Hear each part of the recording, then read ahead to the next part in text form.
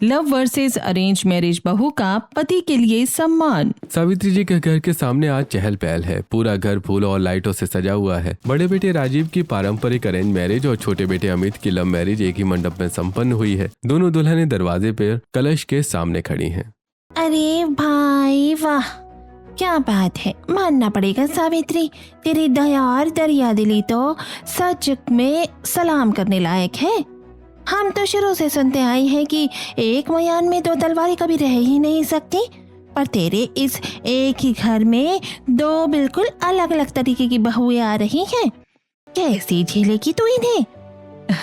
अरे बहन, तलवारें क्यों कह रही हो इन्हें? अब दो बहुएं आएंगे तो घर में रौनक भी तो दो गुनी बनी रहेगी।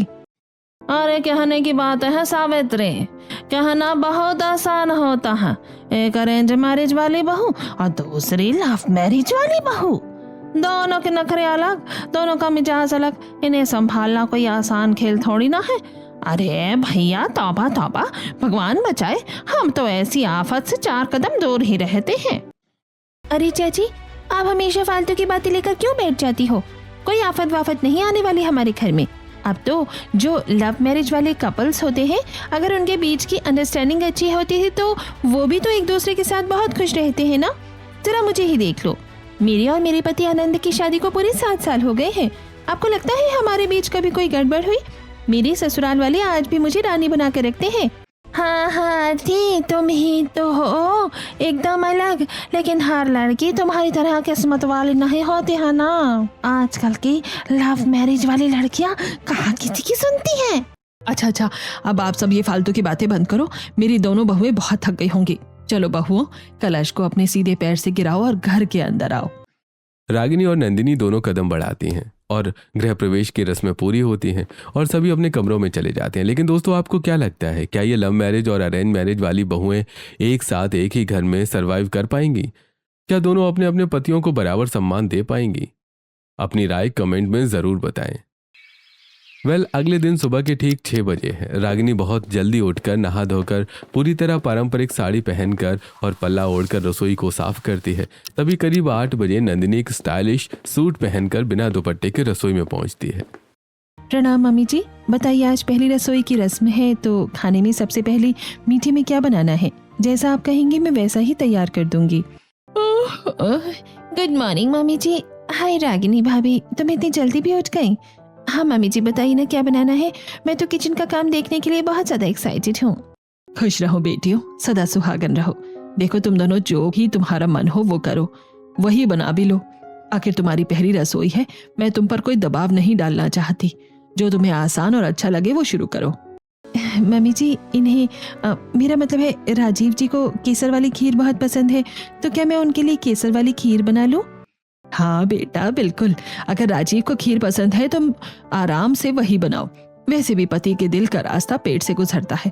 और छोटी बहू, तुम भी अमित की पसंद का कुछ मीठा देख लो। जैसे मूंग की दाल का हलवा अमित को बहुत पसंद है, वो बना लो।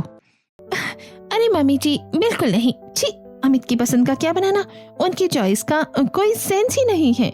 इतनी भयंकर गर्मी पड़ रही है और इस गर्मी में भला मूंग की दाल का भारी हलवा कौन खाता है? मैं तो सोच रही हूँ कि मैं अपने स्टाइल के बेक करके मफिन्स बना लूं, बढ़िया चॉकलेट मफिन्स, खाकर मजा आ जाएगा सबको। लेकिन बेटा, अमित को तो ये मफिन्स और बेकरी का सामान शायद पसंद नहीं है। अरे तो क्या हो गया मम्मी जी, खा लेगा वो। मैं खिलाऊंगी तो वो गोबर भी खा लेगा। आप उसकी बिल्कुल टेंशन मत लीजिए, उसे आदत है मेरी हर बात मानने की। बेटा ऐसे कैसे बोल रही हो? पति है तुम्हारा, थोड़ा तो सलीके से बात करो। अरे मम्मी जी, आप जानती नहीं हो इसको। शादी से पहले भी इसको कुछ नहीं पता होता था कि क्या अच्छा है और क्या बुरा। जब भी हम कहीं बाहर रेस्टोरेंट जाते थे ना, तो हमेशा मैं ही मेन्यू ऑर्डर करती थी। आप फिक्र मत करो। हे भगवान, ये कैसी बातें कर रही है अपने पति के बारे में? इसमें तो जरा भी लिहाज नहीं है, ऊपर से बोलना। अच्छा ठीक है बेटा, जो तुम्हारा मन हो वही बना लो। दोनों मिलकर काम शुरू करो। दोनों लव मैरिज वाली और अरेंज मैरिज वाली बहू मिलकर सुबह का नाश्ता और खाना तैयार करती हैं। दोपहर में राजीव और अमित दोनों ऑफिस का जरूरी काम निपटा कर घर लौटते हैं। डाइनिंग टेबल पर पूड़ी, कचौड़ी, सब्जी और मीठा सज चुका है। पूरा परिवार एक साथ डाइनिंग टेबल पर बैठता है। अरे वाह माँ, आज तो घर में घुसते ही खुशबू बहुत बढ़िया आ रही है। पूड़ी कचौड़ी रायता आज तो लगता है जमकर दावत होने वाली है। देख राजीव, तेरी पसंद की खास केसर वाली खीर बनाई है रागिनी ने। सुबह से बेचारी मेहनत कर रही थी। अरे वाह माँ, मैं तो सच में बहुत खुश हो गया। थैंक यू रागिनी, तुमने मेरे लिए इतनी मेहनत की। आप बैठिए ना, थैंक यू मत कहिए, पहले खाकर बताइए कि खीर कैसी बनी है। रागिनी तुरंत आगे बढ़कर कुर्सी खींचती है, राजीव को बिठाती है और अपने हाथों से थाली लगाकर प्यार से खाना परोसना शुरू करती है।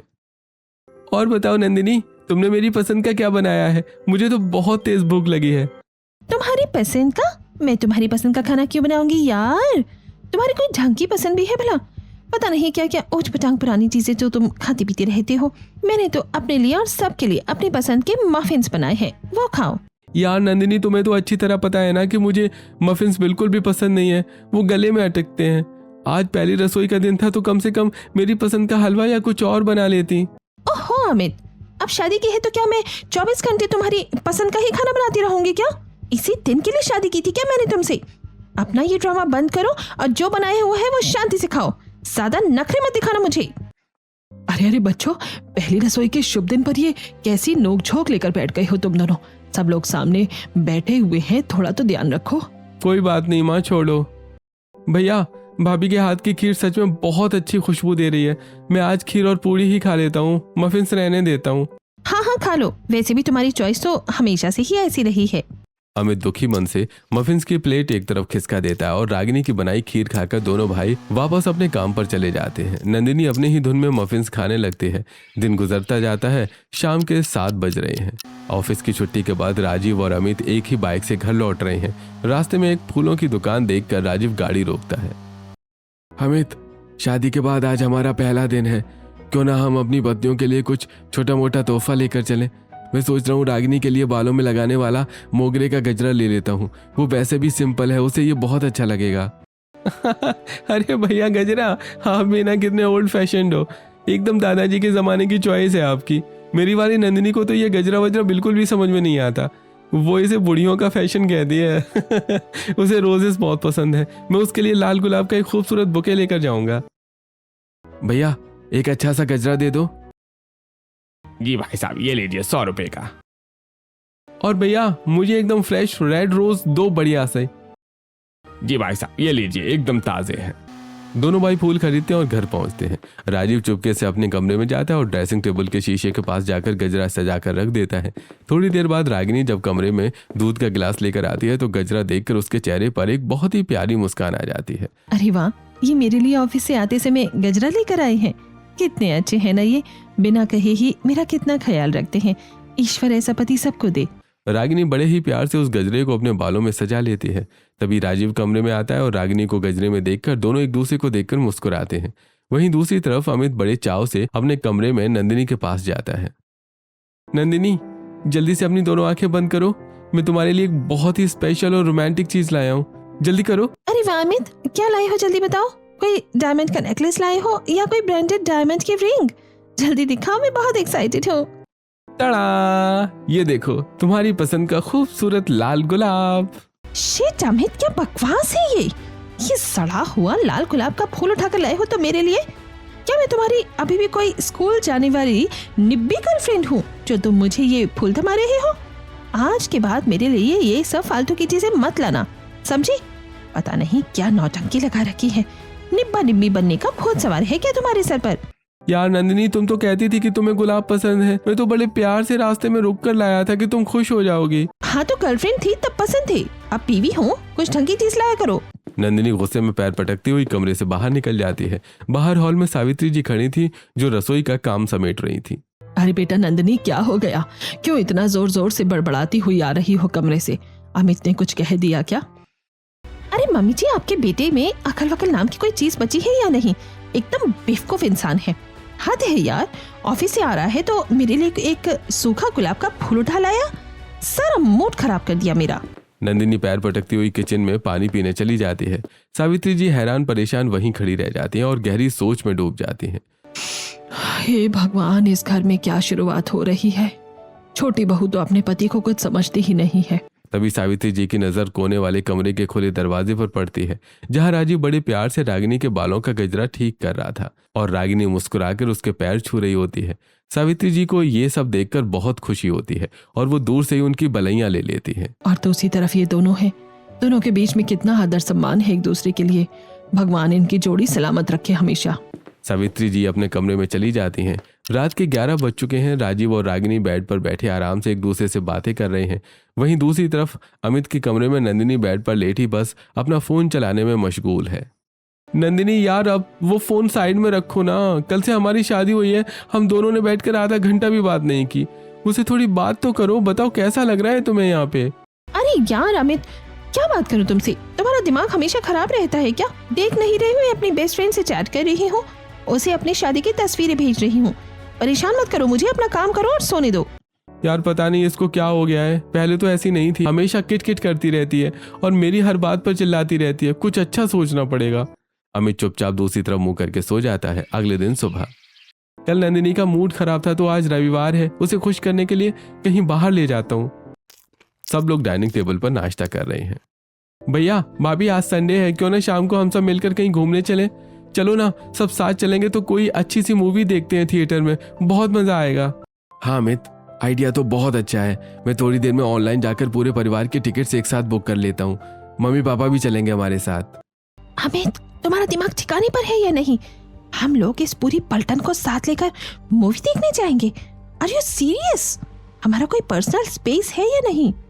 अरे नंदिनी, इसमें क्या बुराई है भाई? शादी के बाद पहली बार सब साथ जाएंगे तो मम्मी पापा को भी अच्छा लगेगा। अकेले तो हम शादी से पहले भी कितनी बार जा चुके हैं ना।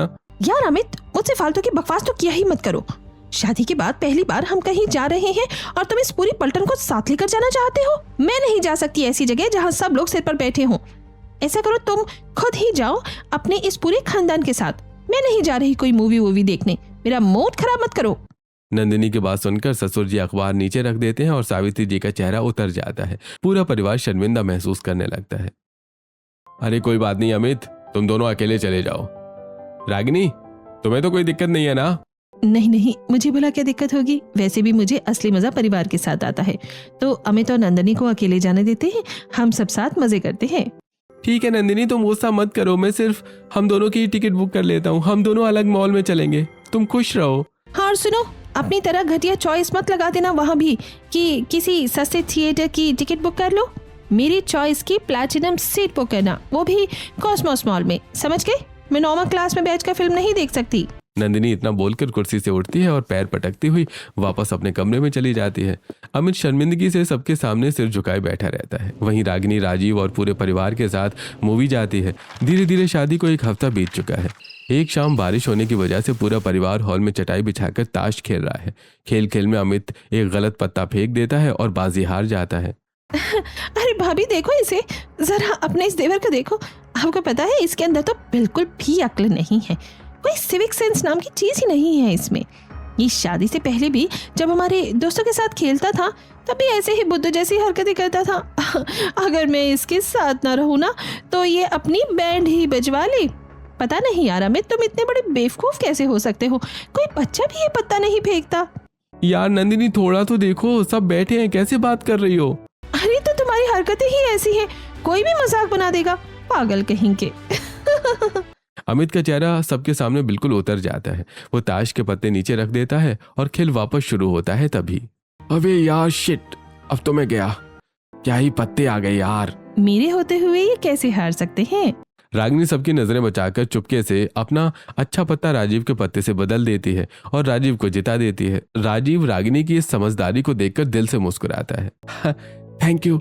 अगले दिन सोमवार की सुबह है। दोनों भाई ऑफिस जाने के लिए तैयार हो रहे होते हैं। अमित जल्दी जल्दी से अपनी शर्ट के बटन ऊपर नीचे लगा लेता है। तभी नंदिनी कमरे में आती है और अरे यार अमित, तुमसे ज्यादा बेवकूफ और जाहिल इंसान मैंने अपनी लाइफ में कहीं नहीं देखा। ये देखो अपनी हालत कैसी नमूनों जैसी बना रखी है। कैसे पागल लग रही हो तुम। कपड़े पहनने का भी ढंग नहीं सिखाया क्या किसी ने? अरे नंदिनी प्लीज यार, थोड़ा धीरे बोलो ना। बाहर हॉल में मम्मी पापा बैठे हैं, आरती दीदी भी आई हुई हैं, सबको आवाज आ रही होगी। अरे धीरे क्यों बोलूं मैं?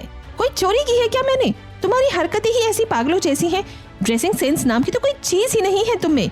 यार मुझे तो अब समझ आ रहा है कि कहीं मैंने तुमसे लव मैरिज करके अपनी लाइफ ही सबसे बड़ी गलती तो नहीं कर दी है। पता नहीं कैसे मैं तुम्हारे साथ इतने साल रिलेशनशिप में रह चुकी हूँ। मुझे तो अपनी चॉइस पर तरस आ रहा है। तभी आरती कमरे के पास से गुजर रही होती है और इतने तेज चिल्लाने की आवाज सुनकर हैरान होकर अंदर आ जाती है। अरे भाभी क्या हुआ? सुबह सुबह क्यों इतना जोर जोर से चिल्ला रही हो? पूरे घर में आवाज गूंज रही है। अरे देखो आरती, अपने इस भाई को, बेवकूफ जाहिल इंसान कहेगा, शर्ट के बटन भी ढंग से नहीं लगा सकता। ऐसी ऐसी हरकतें करता है और ऊपर से मुझे बोल रहा है कि तेज मत बोलो, जैसे मैं इसकी गुलाम हूँ।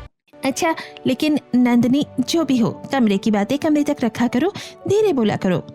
आरती नंदिनी को समझाकर चली जाती है। तभी हद है यार, मेरा पति है, मैं जो चाहूंगी वो बोलूंगी, मेरा हक है इस पर, तो मैं कभी भी चिल्ला सकती हूँ, क्या ही फर्क पड़ता है। नंदिनी अपना चिल्लाना जारी रखती है, जबकि बाहर हॉल में सावित्री जी सब सुन रही थी और उनकी आंखों में आंसू आ जाते हैं। देख रहे हो जी, इन दोनों में प्यार तो दिखता है, लेकिन इनके बीच आपस में सम्मान बिल्कुल भी नहीं है। और जिस रिश्ते में पति का सम्मान खत्म हो, वो रिश्ता ज्यादा दिन कैसे टिकेगा।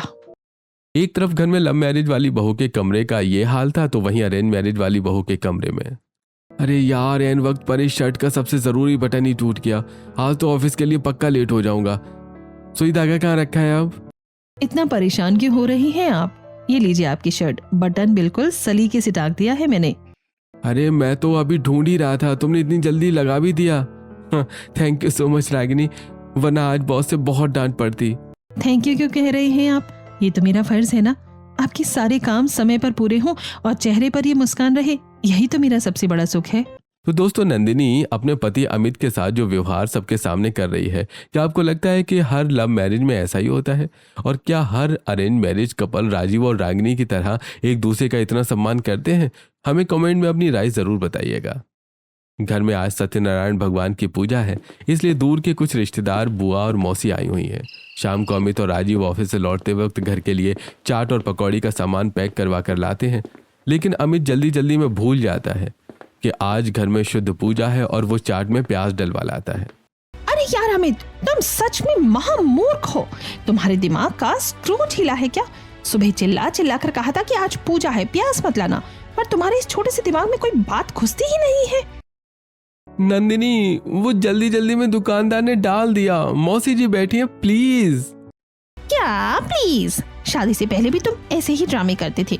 मौसी जी, ये बंदा इतना बेवकूफ है कि इसके हाथ से हमेशा गोबर ही होता है। पता नहीं आप लोग इसे कैसे झेल रहे थे। मैं तो परेशान हो गई हूँ।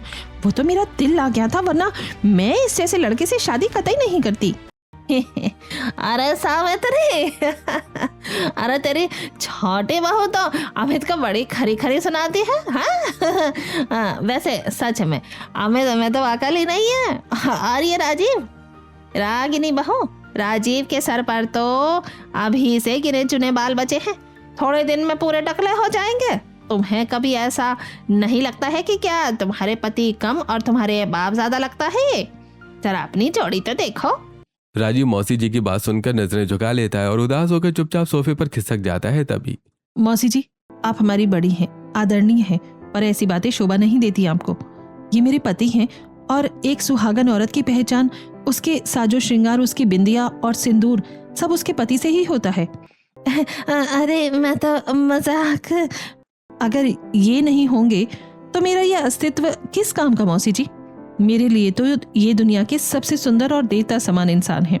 इनके बालों से या उम्र से मेरी नजरों में इनका सम्मान रत्ती भर भी कम नहीं होता। रागिनी की बात सुनकर मौसी का मुंह बिल्कुल बंद हो जाता है और वो बगलें झांकने लगती हैं। सत्यनारायण जी की पूजा के बाद घर वाले दोनों कपल्स को थोड़ा वक्त बिताने के लिए शिमला घूमने भेजते हैं। चारों एक खूबसूरत हिल स्टेशन पर पहुंचते हैं।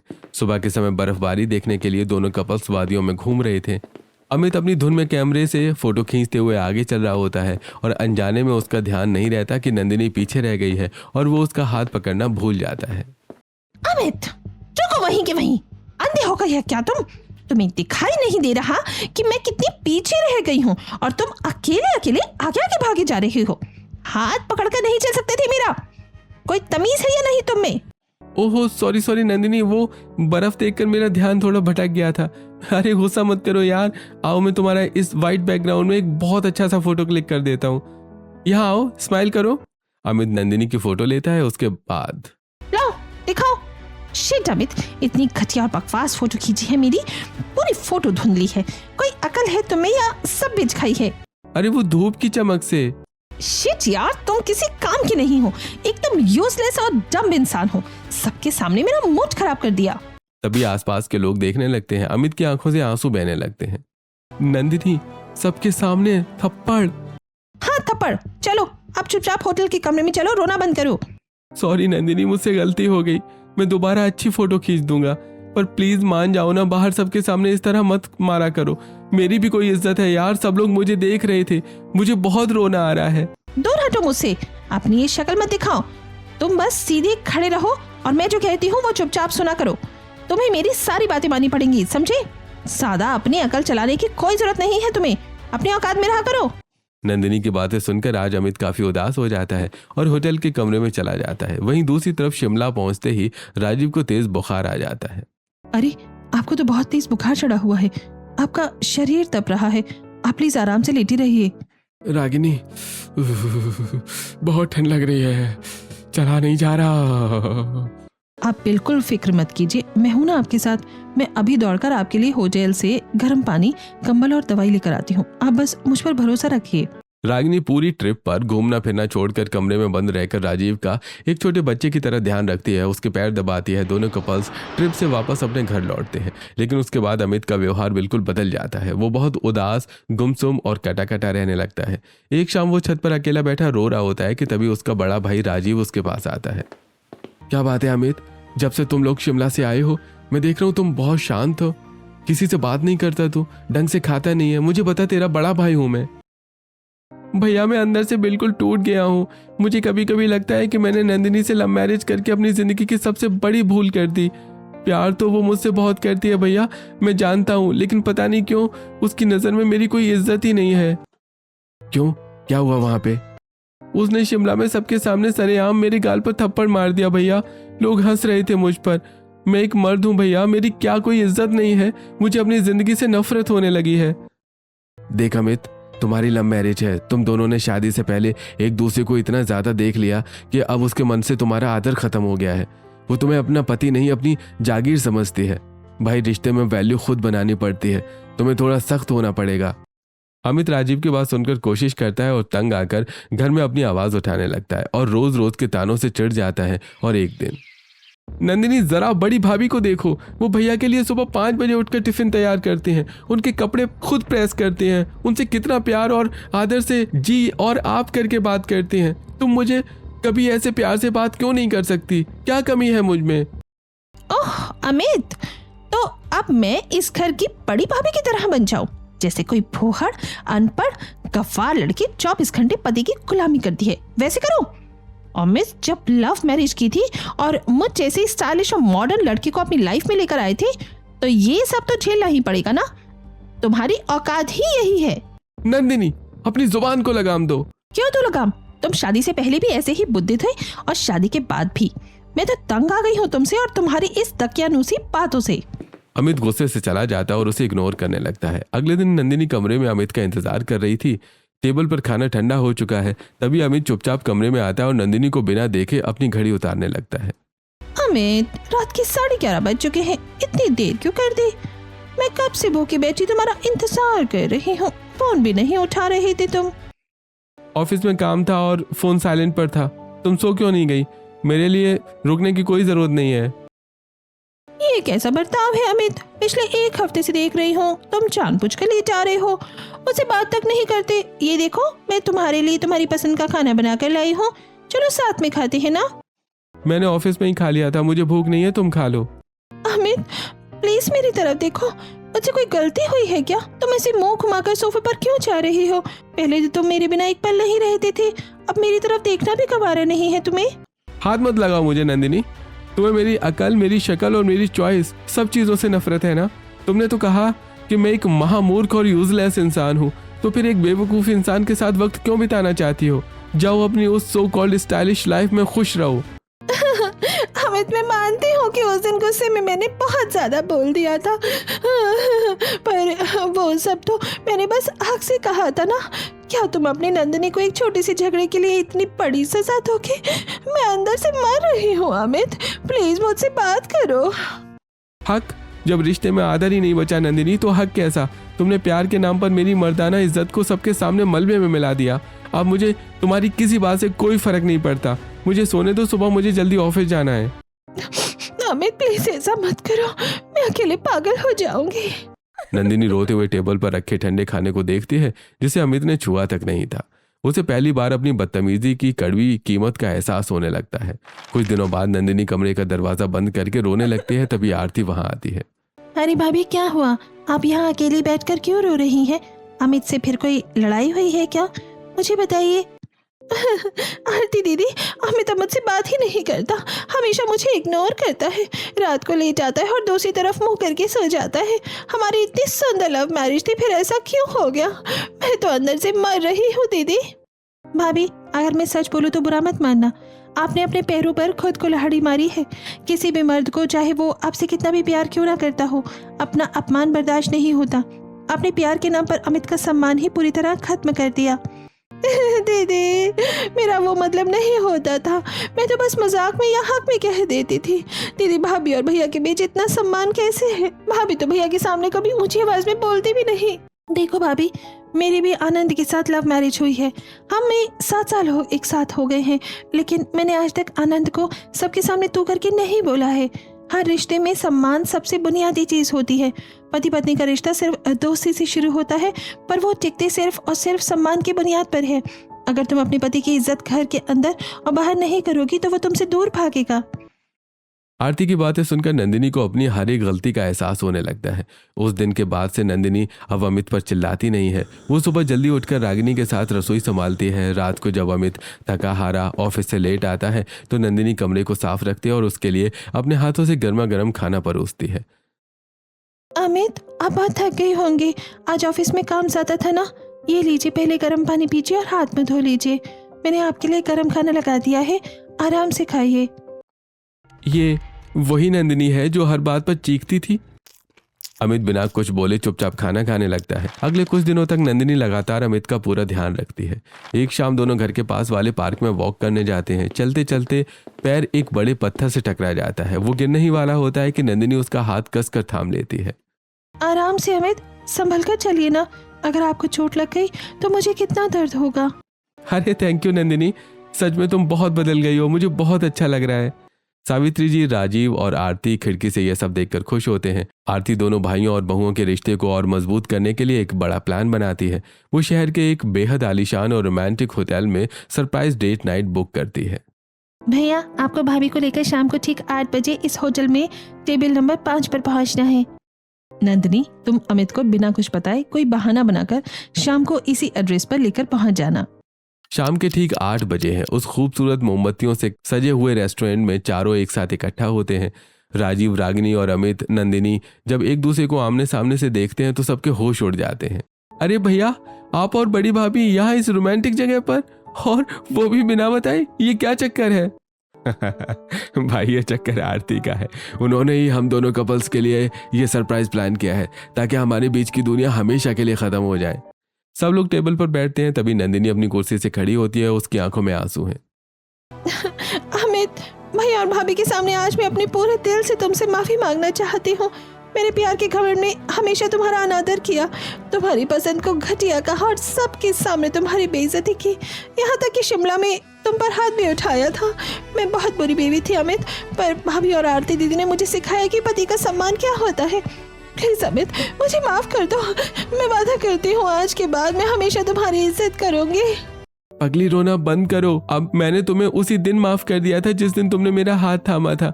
मुझे तुम्हारी मॉडर्न चॉइस से कोई दिक्कत नहीं थी। मुझे बस अपनी बीवी की आंखों में अपने लिए थोड़ा सा सम्मान चाहिए था। तो दोस्तों, अब आप लोग हमें कमेंट सेक्शन में अपनी राय जरूर लिखकर बताएं कि क्या वाकई किसी भी रिश्ते में प्यार से भी ज्यादा सम्मान की जरूरत होती है, और आपके हिसाब से पति पत्नी के रिश्ते की असली और मजबूत बुनियाद क्या होनी चाहिए।